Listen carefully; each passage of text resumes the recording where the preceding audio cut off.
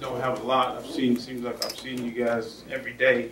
But, we are excited about this upcoming season.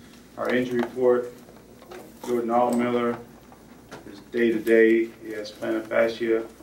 He's been struggling through that all off season this summer and also during the fall camp. But we're as healthy as we've ever been. We helped LaRod King out last Saturday. Really more for him to recover, get his legs back underneath him, and we limited PC Cobble for the same reasons. Those guys had a ton of reps. So we are as healthy as we've ever been around here, and that's key to success in the 2012 season. We still have a lot of work to do. We'll work on Tuesday, Wednesday, which will be 2 Tuesday-type practices for us. Thursday, Friday, we'll actually have 2 Thursday-type practices, a little lighter practices. We must be fresh. That's my job, but our players have to help us also when they have time off of getting off their feet and resting and relaxing. Saturday will be a travel day for us. We'll have a light walkthrough and then travel up to Louisville, get ready for the game. Questions? Coaches, as you begin this new season, what's the best thing you like about your team? I really like the attitude in the locker room. We got a lot more leaders. You guys got a chance to talk to a few of them today, those guys are doing a really good job. I've been seeing from day one when we first got back together is I like the leadership that we have at the top. Well, those guys at the top are starting to bring some other guys up with them, and I think that's key to our success also. Joker, we haven't seen Maxwell really since the spring game. You guys practiced. What's going to jump off the page when the season opens? He's been really efficient, in what and how consistent he is in throwing strikes, which is putting the ball in armpits and putting the ball at eye level for receivers. I love the way he operates. Again, he's not going to be a guy that can beat you with his legs. We all know that, but he's a guy that can beat you with his arm. He can beat you with his mind. He's one of those guys that can see a protection, see a blitz, change the protection to pick up the blitz, and then hurt you with it. He's a guy that can sees this. When we don't have enough protectors, he also understands our sight adjust and can get the ball to receivers quickly and allow those guys to make plays. So you'll see a more confident guy also. Obviously last year as a true freshman, everything was new to him. Especially seeing our defense, there's nothing that he hasn't seen. There's nothing that can confuse him that he hasn't seen. So you'll see a more confident, more relaxed Max Smith. Joker, will that be with a young offensive line and the way Charlie likes to blitz, will that be even more important for Max, recognizing those types of things in this game? Yeah, and we'll take some of that off of him also with our ability to check with us at the sideline, But what will help Max is what he has seen in practice. I mean, Rick's cut from the same cloth, and he likes to bring pressure from all different angles, all different directions, all different down and distance. So similar to what we'll see on Sunday, Max has seen all season. You mentioned on the injury report, was Josh Clemens out? Josh Clemens is out this week, and I didn't say it because I thought I told you guys last week. But again, when they went in, he had some loose bodies that they had to clean up, and therefore he'll be out for this game. Joker, you guys are a little shy at all about saying what you think you have on the defensive line with PC, Dante Collins, those guys. With some youth in the secondary, even more important early on this year, and especially this game, for them to set a tone that if you will be able to stop the run, get some pressure, maybe take some pressure off those backing guys. It is important that those guys up front do set the tone, set the tempo, that we're able to get pressure, able to stop the run first, and then able to get pressure with just some basic getting in basic rush lanes, and then sending pressure. And with most of our pressure, we are in man-to-man coverage. We have to be able to understand their pass protections, when we send our blitzes, our nose has to understand sometimes does he cross the center's face, being one different protection. Some protections he doesn't have to cross his face. So we have to be really good in understanding our pressure packages so we can take some pressure off the back end. And we have to be able to get home on them. Again, we have to be able to scheme up some of their protections to get home, and also our guys have to understand rush lanes also to get home. Chuck, could you talk about those number 2 guys you got in the secondary, kind of what you've seen from them in fall camp and all that you like? Well, you know, Darren Blaylock is a number 2 guy, is at safety, and he's a guy that's really smart, really physical. He was a guy that we originally penciled in when we signed him to be a Sam Backer, which was the Winston guy, the hybrid guy. But he came in here, he's more athletic than we thought. He's a smart kid, comes from a really good background at Walton High School in Atlanta, or Marietta. So, you know, we moved him to safety. We actually had to do it one day when we had a bunch of safeties out. Again, you know, you come out of the lineup, somebody goes in, and this guy went in and was able to get lined up. Well, was able to come downhill and make plays for us. Therefore, will be the backup. Fred Tiller's another guy. And again, I won't talk about these guys again until they make a play or until they play. But Fred Tiller's a guy that, you know, he's a really smooth athlete.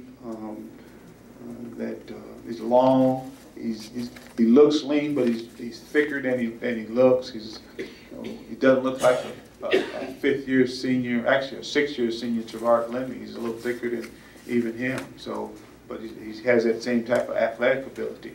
So he's a guy that got into our 2 deep.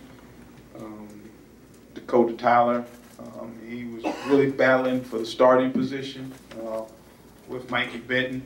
I think a lot that hurt him that he just wasn't here in the spring and missed a lot of reps, but he's a guy that's capable of being a starter before the season's over. So excited about getting him back. And J.D. Harmon, you know, he was originally a receiver. Our strength and conditioning coaches saw him this summer. You know, saw his athletic ability. When we got down in numbers at the corner position, you know, the one guy that we thought that could go over there and line up would be JD, and he's done an unbelievable job. He's a real physical guy. He's a real long guy, stronger than most freshmen that come in here in the secondary. Therefore, he'll be one of the backup corners also. And will probably be our first guy to go in our nickel situation. I'm not saying he'll play nickel, but he'll be the 5th defensive back that goes in the game. Coach, you've been real confident with your running back depth. Without Josh this week, how confident are you in who steps up? I'm very confident, comfortable and confident about the running back position. Again, those 2 young guys give us the ability to have some even more depth than we originally thought we'd have before the season. Again, there was 4 guys that have played significant roles since they've been here at the tailback position, and just adding those 2 guys just gives us even more depth.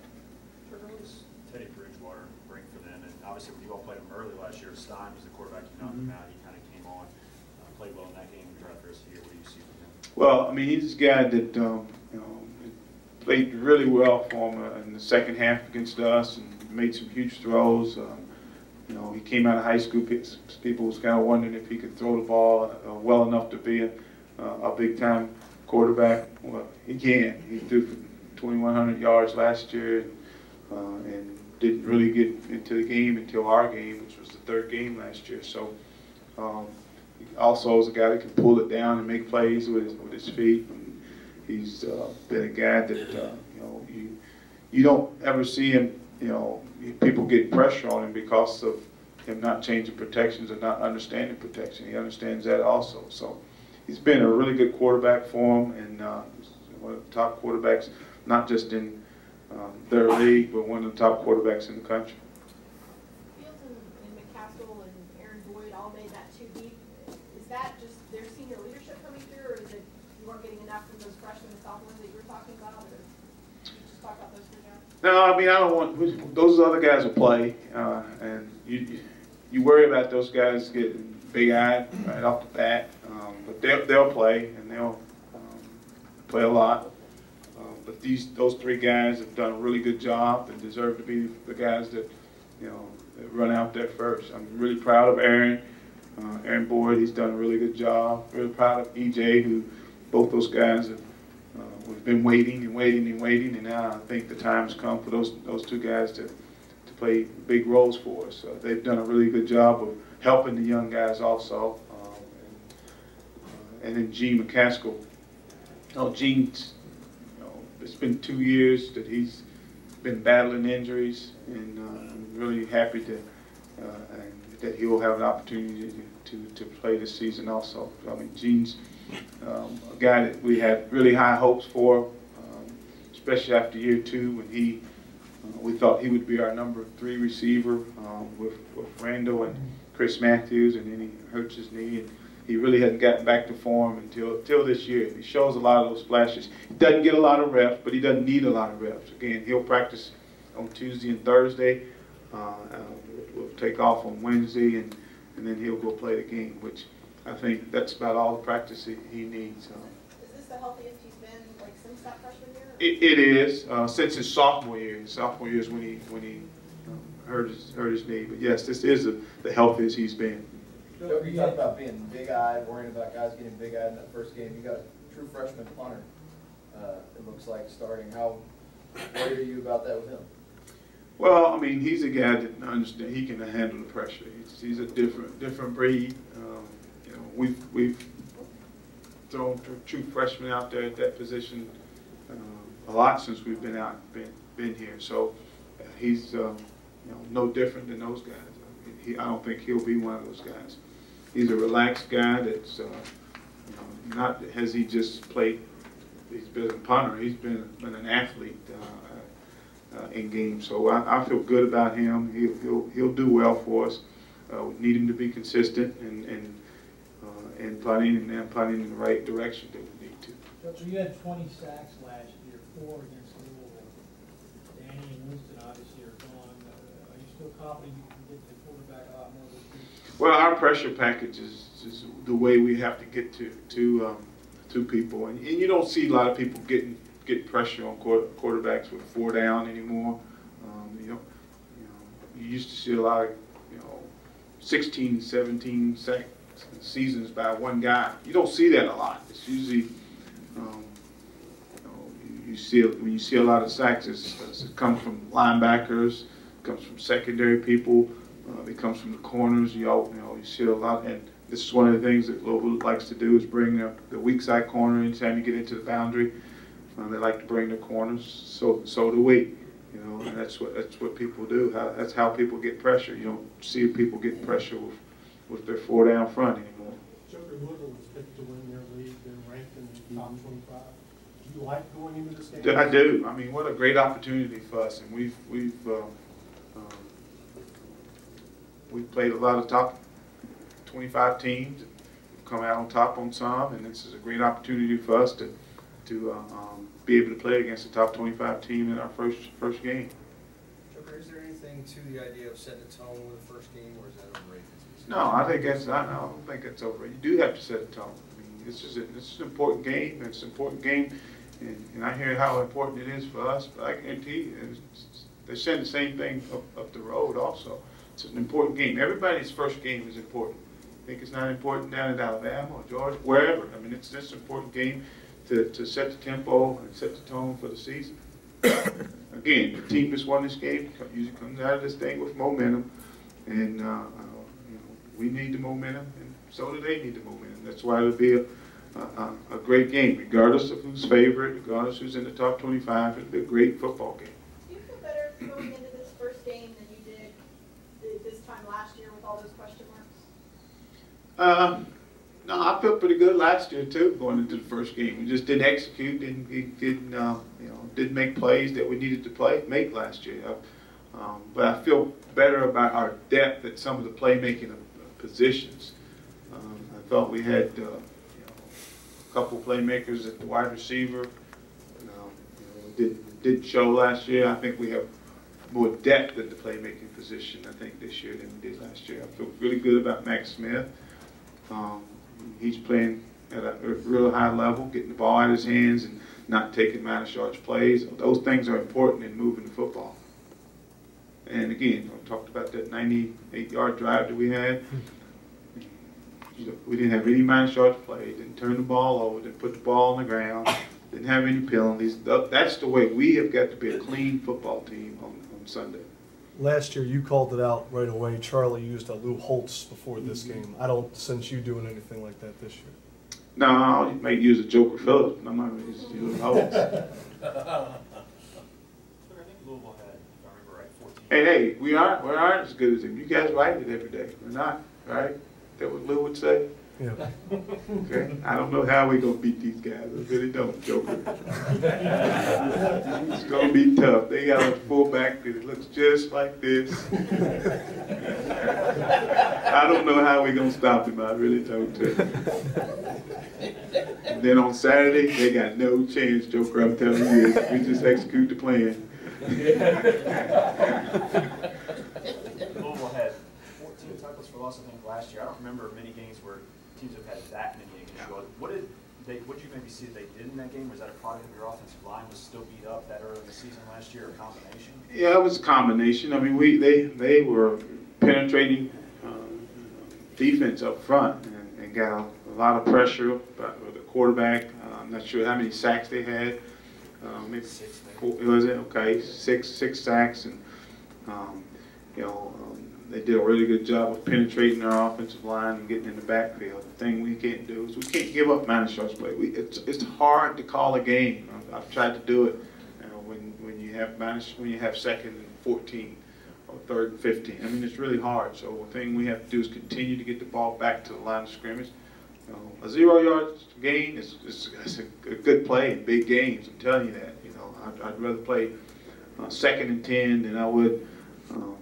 Second and 15 any day. I think it's just really hard to start making your calls, because then you get third down and long. You get all those exotic blitzes that everybody's running, including us, that are hard to manage. They really are. They are really hard to manage, especially with the personnel that people are putting in the game. They're putting a lot faster personnel in the game on third and longs, and it just becomes hard to protect it, and it becomes really hard to manage it. Last year's stat line showed that the offensive totals were basically the same, except for the fact that you weren't able to run the football. What gives you confidence perhaps you may be able to turn it around? Well, if you look at those guys, I looked at all the stats on those guys. One thing they do is they don't allow you to run the football. Okay, again, it gets you into those third and longs, and then here comes everything. I mean, it's everything. I mean, you name it, they got it. So if you can't run the ball and get yourself into a manageable third down, which is we like to be about 3rd and 4. Now 3rd and 4, what do you defend? You defend the run, you defend the pass. You got to defend both. But you get 3rd, 4+. I mean, now it becomes you probably have to throw the football to try to make that, or you get booed if you don't. So the thing that we have to do is keep ourselves in manageable third. And we had a third down scrimmage, and it was a great teaching moment for us. And our defense was 50%. Our offense, it was 3rd and shorts, and our offense came off because they won the last 2, thinking that they were feeling pretty good about themselves. And 3rd and shorts, you better be around 90, 95% 3rd and shorts. So we got to get ourselves in those type of manageable third downs so we can be 90-something%, which then allows you. Where were we last year? About 30%, 30% third down. I mean, I can tell you this: we did not have a lot of 3rd and shorts because otherwise, we would have been around. We've been good around here, about 48%. Okay, we've had a lot of 3rd and shorts and made those, and it was at 90 to 95% of third down. So, the thing we have to do is run the ball efficient on 1st and 2nd down. Sometimes we don't want to always be running the ball on 1st and 2nd down, but we have to be able to run the ball well enough to get ourselves into some manageable third downs. Joker, the team that has run for more yardage, I believe, has won every game in this series, and I know that's always important in football, period. Is there a reason it's more important this particular series because maybe the way the game is played, or you guys call it, or what? Well, I mean, it definitely helps to you know, and time of possession. It helps keep your defense off the field and keeping those guys fresh. It's an attitude also. When you run the ball, at people, those sometimes, you know, when we run the ball, when they run the ball, we run attitude plays. I mean, it's downhill. Stop me if you can. And people are coming right at each other. So I think that sets the tone. You know, and we want to run the ball, okay? And sometimes running the ball might be a little flare screen behind the line of scrimmage. You know, they don't go on the stats as a run, but it is a run. It's a toss sweep. You know, same with bubble screen. Those are toss sweeps for us, and we got to be able to. Coach Washington has brought a term here to us called Team 4. If our receiver gets the ball out in the flat, we got to get 4 yards. Get the team 4 yards. Okay, I've never heard it said like that, but it's been something that you mentioned it to our players. They understand what it means. Get the team 4 yards. Okay, and then let's line up when we throw in flares or when we throw in, you know, the bubble screens, and then whatever comes after 4 yards, it's a bonus. Chuck, when did you kind of start noticing that Tyler was making a big move at that linebacker spot during camp? And what do you like from him that you saw? Well, he started making a move when Malcolm started screwing up.